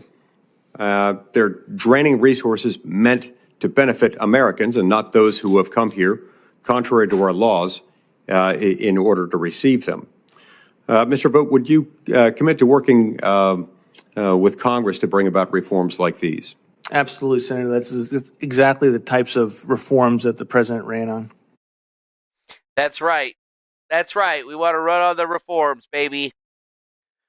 Did you guys see Mark Zuckerberg's new yacht, baby? It's got 4 diesel engines worth $300 million, dude. Damn, dude. Zuck's new yacht's fucking fat, bro. The only thing is I don't see a Starlink on it anywhere. Or is that the Starlink right there? You know, like, he's got some weird fucking radios and shit over here, whatever. Starlink still works better than all that shit.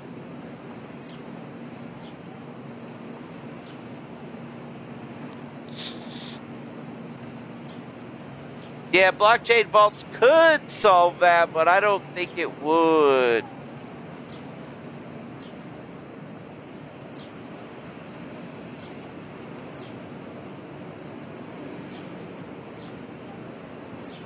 Honestly, this thing is pretty fucking sweet, bro.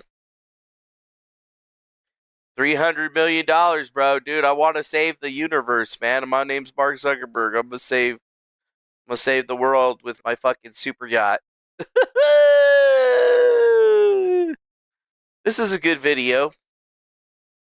We will look and we will advise. I will look at every case on a case. Let me finish. On a case-by-case basis. Okay, good. And I abhor violence to police officers. Follow up. So this is January 6th. These are the hostages. Approximately 1,500. I don't think Mark could drive that. So will it be your advice to the president, Mr. President? I know you said you want to issue hundreds of pardons on day one. Will it be your advice to the president? No, Mr. President, I need to go over them on a case-by-case basis. Do not issue blanket pardons. Will that be your advice to the president? Senator, I have not looked at any of those files. If confirmed, I will look at the files. And will you be able to do? Will you be able to review hundreds of cases on day one? I will look at every file. Full pardon or commutations? Full pardon. We will look and we will advise. I will look at every case on a case. Let me finish. On a case-by-case basis. Okay, good. And I abhor violence to police officers. Yeah, it was a really good try, Adam Schiff, but she can't really review all of the cases if they get done the first day. And yeah, you guys are just wasting all this time trying to get her confirmed, right? Ooh, you gotta love that shit. You gotta love that shit. What the fuck is this? John's account has not been hacked. This is the real deal. More info coming. What the fuck? I'm back with AI of interest, an AI version of myself. You didn't think I would miss the cycle. No, for scam tokens. This is the only official AI in virus. The fuck? Somebody's bringing back a John McAfee account and they're posting a crypto token? Jesus fucking Christ. Jeez.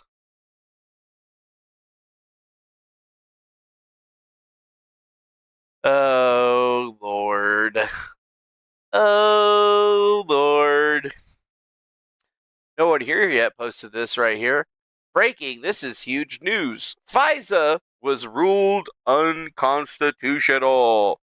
February 22nd, 2025. The federal court rules FISA Section 02 backdoor searches is unconstitutional. Oh, and what does that do? Section 02 authorized warrantless surveillance and therefore may only be targeted for foreigners abroad, but surveillance inevitably sweeps American communications. Despite Congress' mandate to minimize the retention and use of such communication, the FBI, NSA, CIA, and CTC routinely search Section 702 acquired data for American phone calls, emails, and text messages. The FBI conducted 200,000 of these backdoor searches in 2022.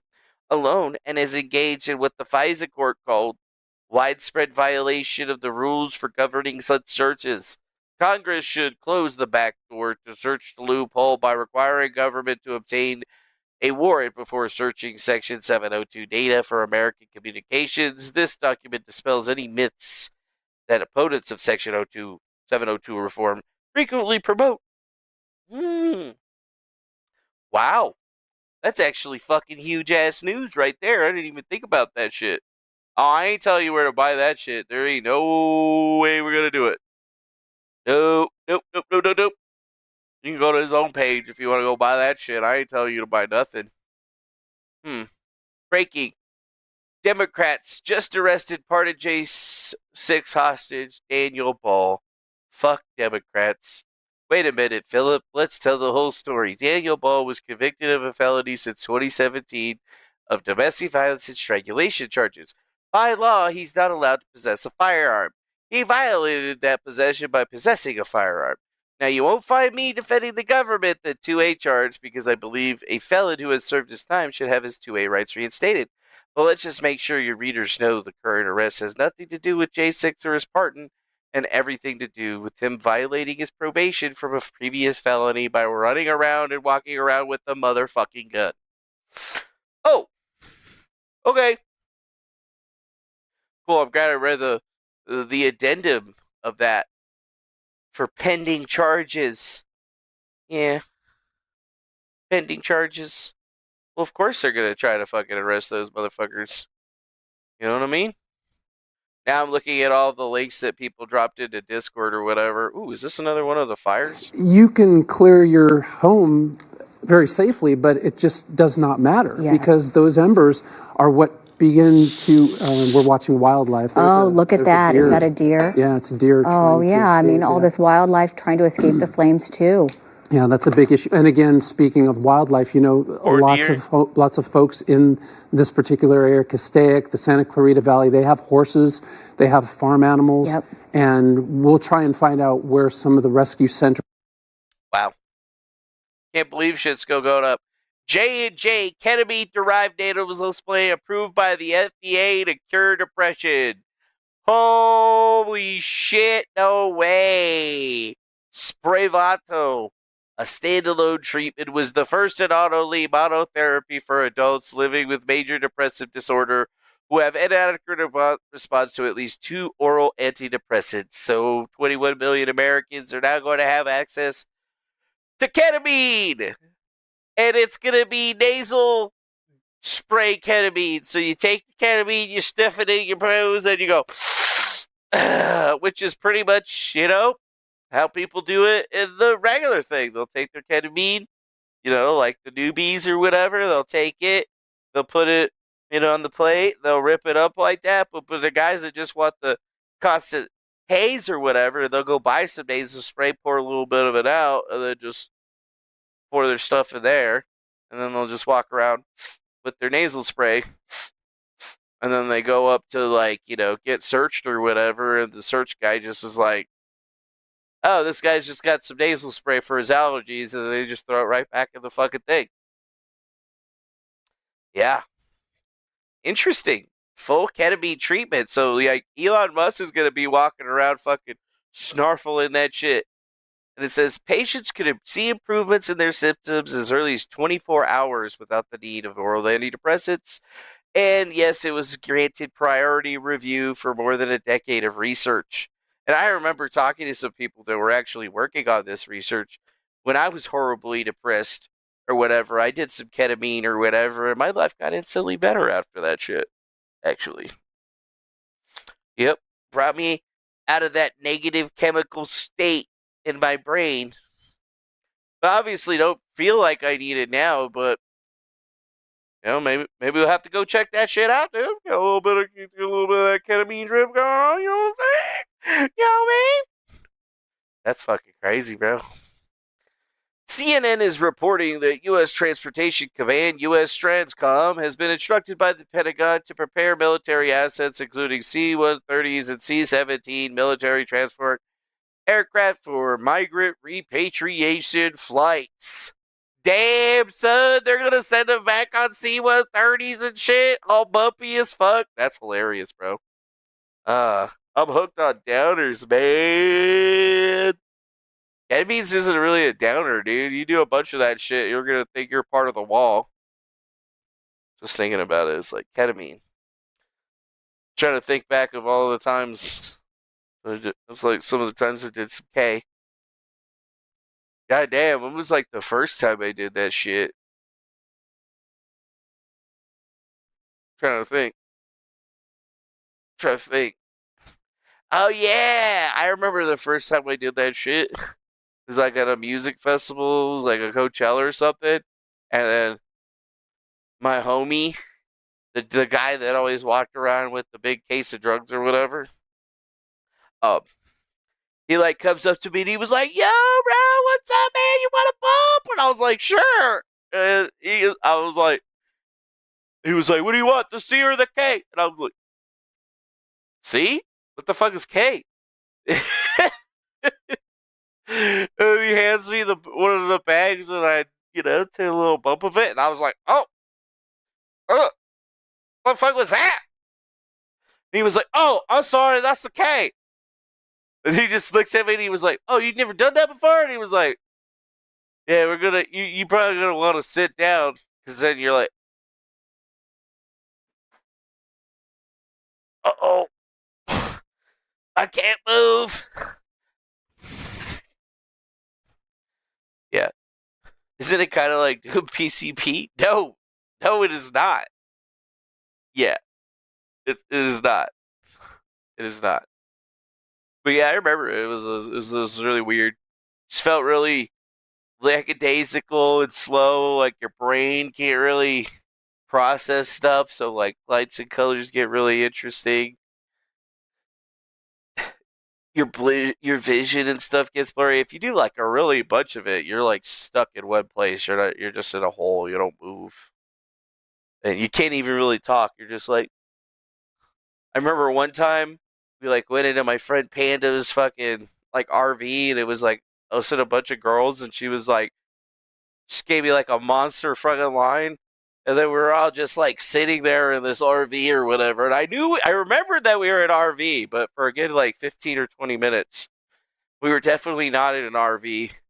We were just cells all together, laying connected to the walls in the universe. This is really fucking weird, man. Yeah. It's horse tranquilizer, right? It's a horse tranquilizer, but it seems to help people in their brains, right? A lot of studies were done through maps, which is interesting.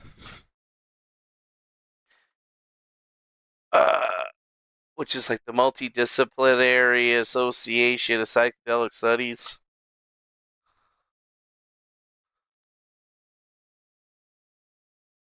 Still kind of weird though, just thinking about all that in the past and realizing that, people are actually using it. I remember it was like right after I had my big major issues in 2018, and that's when Panda was like, "Well, here, we'll just hook you up with some of this, and we'll put you on a little regiment, and then within a week, you'll probably not want to do anything." And then, yeah, that's exactly how it was. I was like, "Yeah, I really don't feel like doing any cocaine. I never want to do acid ever in my life ever again." Maybe I'll take some mushrooms, but it's got to be like a perfect fucking time. Like, I still remember the best time that I ever took them. Like, I remember the first time and like a couple subsequent times or whatever, and I hated them. Like, every time it was just a bad fucking time, right? Not a bad time, like it was a good time, but I just didn't like the way that I felt. Then I remembered, I was at a LIB. I had just gotten done with my shift. I was like completely fucking stone sober or whatever, and I was just making my way over to my friend's set, right? And I wanted to listen to some fucking Tropical House, the Bass Hunters. Like, I went to a Bass Hunter set. I remember it. I went to a Bass Hunter set, and I was just like, you know what? It would be really fucking nice if I had some fucking shit right now. No, it wasn't the Bass Hunters. It was the Funk Hunters. That's what it was. Funk Hunters. I can't believe it. That I would even have thought that These guys right here, the Funk Hunters. The Funk Hunters. So, like, I was just walking up to their thing, and then this guy, like, right when I get up to their thing, this dude, he was, like, brown. He had really long hair. He was wearing, like, circle glasses, like, a la George Lennon style or whatever. And then, like, didn't even have a shirt on. He was wearing, like, some colorful vest thing and some, like, fucking hair and pants. So he looked, he obviously, he looked just weird out of place or whatever. And he just turns around and he was like, yo, bro, I've been waiting for you. And then he pulls out his fucking bag, and then he pulls out a couple of caps and he hands it to me. And he was like, there you go, brother. I heard you needed something. He was like, have fun. And I was like, damn, I don't even like eating mushrooms. But you know what? That was too legit. I took those motherfuckers. I had a great time. That was a great fucking day. That was a great day. And then at the end of that day, like, some girl tried to fuck me up by, like, giving me some fucking acid. And I was like, I don't want that shit. Hell nah. Hell nah. Nah. Mushrooms make you feel like you want to puke all the time? Yeah, it's because they're poison. That's why they make you feel like you want to puke. That's why they make you want to puke, motherfuckers, because they poison.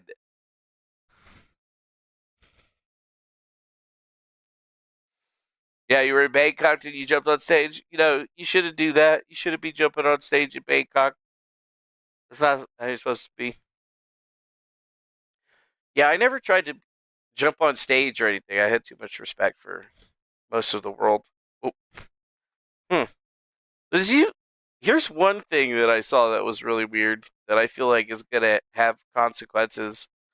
Missy Woods, DNA analyst at the center of a CBI scandal, was charged with 102 felonies.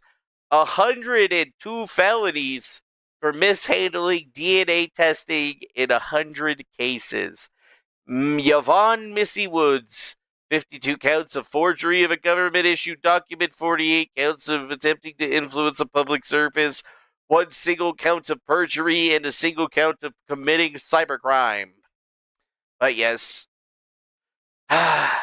Woods turned herself into the Jefferson County Jail Wednesday afternoon, where she remains in custody on a $50,000 cash bond. She is scheduled to appear in court, and it's not immediately clear if she has an attorney or not. But yes, she left the CBI in lieu of termination in late of 2023 after the agency discovered widespread problems in her work. She deleted, omitted, or manipulated DNA data in at least 1,003 criminal cases during her 29-year career. The CBI found in an internal investigation, Woods' misconduct is expected to reverberate across Colorado's legal system for years and cost millions of dollars to address. The CBI estimates Woods' misconduct has already cost the agency more than $11 million, a figure that includes state funds allocated to pay for retesting and reimbursement of district attorneys, according to the affidavit. Holy fucking shit. The CBI allowed Woods to stay on her job despite repeated concerns about quality of her reliability of her work over at least a decade, and failed seriously to investigate into several warnings about her professional conduct, the Internal Affairs report found. She had a reputation among her colleagues for cutting corners in order to be a high producer, and the agency was trusted as the CBI's most high-profile cases. A 35-page affidavit filed against her in criminal court widely echoes the findings of the CBI's internal investigation, which found that Woods took unethical and now allegedly criminal acts to shortcuts in order to work faster, produce more cases, and avoid time-consuming but mandatory troubleshooting. The affidavit lists 58 separate criminal cases between 2008 and 2023, which Woods manipulated data, including 38 sexual assault cases, 6 homicides, 2 robberies, and a variety of other cases ranging from vehicular manslaughter to vehicular assault. The cases... Wow. Wow. Wow, Colorado's whole legal system is fucked up, dude. 38 sexual assault cases were misreported on because this bitch wanted to just do her job better or faster, but not better. That's actually fucking crazy. Huh. Huh.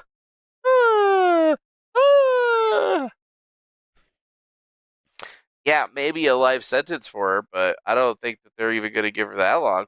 Says the CBI takes 517 days to test sexual assault cases and goes far beyond the state's goal of 90 days. And they said earlier this month the backlog of sexual assault testing almost doubled in 2024 because the agency devoted so many people to retesting Woods' own cases that they did not have the staff to keep up with new sexual assault investigations. Yeah. Mm-hmm. Yeah. Prosecutors in Boulder offered a plea deal for a triple murderer in June that allows him the opportunity to leave prison in his lifetime, and it said the deal was due in part to Miss Woods' misconduct on the case. Prosecutors in Douglas County this month offered a lesser charge and prison sentence to a man in a 1985 homicide for the same reason. Another man claims he was wrongfully convicted of murder based on her faulty testing. CBI let Golden Child scientists handle DNA testing for years despite records and repeated signs of trouble. Yeah. Colorado Bureau of Investigation. American intelligence media is back on YouTube? Is it the same? I don't know. Let me look. Probably is the same. I don't know anybody that would say it. What was it? American intelligence media. There it is. Yep, that's the same. Aim for Truth. American intelligence media. They got the cats, Betsy and Thomas. Yep, that's them. Oh yeah, there he is right there, Douglas Gabriel. Welcome to the show today. My name is Douglas Gabriel, and I'm here with my good friend Michael McKibben, who is indeed the most. Douglas Gabriel and Michael McKibben. Yep, that is them. I'm not subscribed for some reason, but yeah, they're already getting way more views than I am. Actually, no, 7 hours ago, day ago, 6 months ago. So they've been gone for about 5-6 months. Wonder what that's all about. But yeah, it looks like they're already getting really good views, way more than I was ever getting. Oh boy. Oh boy.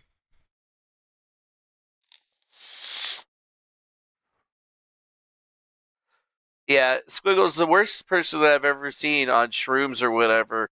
I was gonna say our friend, but no, this guy that we worked with at Firesite, his name was Nicholas Isaac Caruso. He's an artist in Phoenix and other places. I obviously don't like the guy. That's just why I'm saying his name, because fuck him or whatever. I actually dislike this guy because he treated me like shit the second that he got there and was just completely mean to me. And I think that he was probably one of the driving forces, one of the main people that was driving the Fireside guys to get rid of me because he hated my political opinions or whatever like that. But yeah, I remember that guy. We were at a festival. He took a bunch of fucking mushrooms or whatever, and we had not really hung out with him ever. And he was kind of a shitbag, super arrogant, egotistical or whatever. But this motherfucker took I don't know how many mushrooms, but he was hanging out with us and it was fine, and then he just fucking disappeared, right? He just fucking disappeared. And it was hours, right? Nobody knew where he fucking was, right? Nobody fucking knew where he fucking was. Oh, I don't know if I can even finish it. So with me and a couple of my friends, right? And one of the girls goes up and she opens, walking up to the porta potties, right? And there's some people that were standing there, and they're like, "Oh no, don't use that one. There's a guy in there." And she had opened it up as they were saying it, and Isaac is sitting inside the porta potty, drawing with shit all over the porta potty. Like a mural of some kind or something like that. No question, don't know if it was his or somebody else's or any of that. But his fingers were definitely blue. His fingers were definitely blue. And he was just drawing in the fucking... He had a whole fucking painting going. And then, like, they wanted me to do something about it. And I was like, dude, that guy is not my friend. I don't fucking like that guy. Like, you know, like, he's the type of person... He was the guy that, you know, if he said the wrong fucking thing, I'd have knocked him out. Like, one time he got into my face and I fucking headbutted him and he went to the ground. But, like, I was like, there ain't no fucking way I'm going into there and helping that fucking dude out. Like, fuck you. He's your friend. You fucking hired him. You fucking help him. I am not doing it. No fucking way, dude. You know, I'll fucking hose him down with the hose. But I'm not going in there. And I'm not grabbing it. Because I don't want shit. I don't want that shit all over me. Oh, it was the grossest fucking thing. Grossest fucking thing.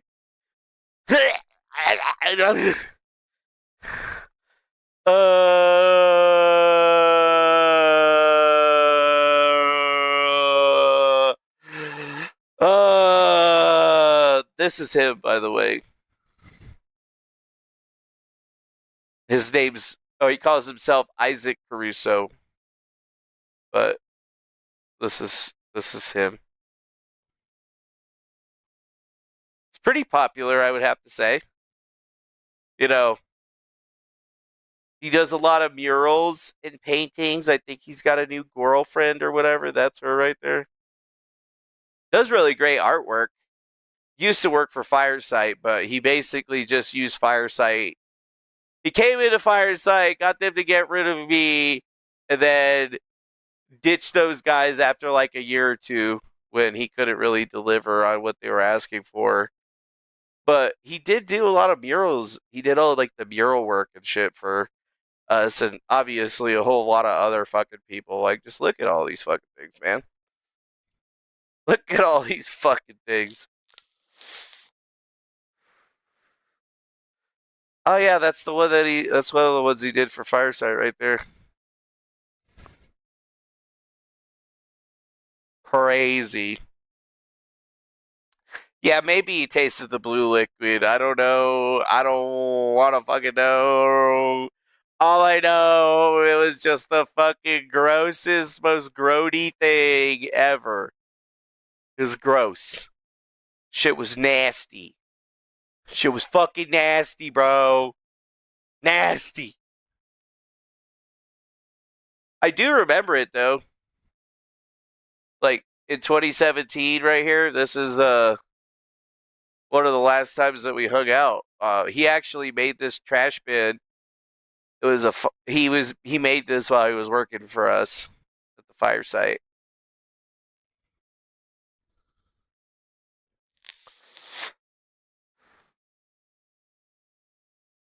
I remember stopping and making that fucking picture. Yeah, no, his poop paintings are definitely not on his thing here. Oh yeah. Here's him doing. Remember when we worked at Firesite? We got our new office. Here's him doing the office painting of the astronaut. I really love the spaceman. That was totally one of my things. That's when we had the T-shirt and it said it came from, you know, it tells it like we had the spaceman on it. He took the spaceman and he put it on the wall for us. That's crazy. Yeah, probably shouldn't do that, but honestly, I don't think that he cares. He doesn't like me anyway. I don't like him. He can suck a dick. Bro, I could have got there and tell everybody it was drawing with shit on the walls. Because you were. It happened. Shit was gross, bro.